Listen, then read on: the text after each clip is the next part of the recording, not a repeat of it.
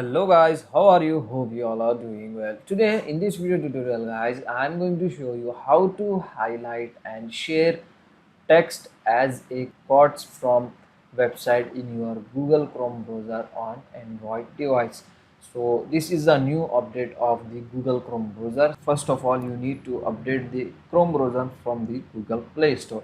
After updating, open the Chrome browser and in the URL box you want to search chrome colon slash slash flags. Like this you want to search, and here in the flag guys you want to search web notes stylize. You want to search these flags and extend this option and select enable option, and here you can get the option relaunch. Just tap on it.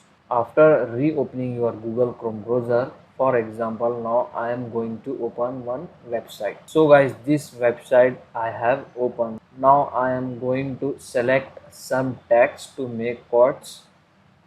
Like this I have selected this text, and here you can get the option share. Just tap on it, and here you can get the option in the share menu create card. Just tap on it. With this text guys, Chrome browser will suggest you some interesting quotes of that text. As you can see, if you want to use any of them, just select this and just click on next. After this guys, now you can easily share this quote on your Facebook, WhatsApp, Instagram, mail.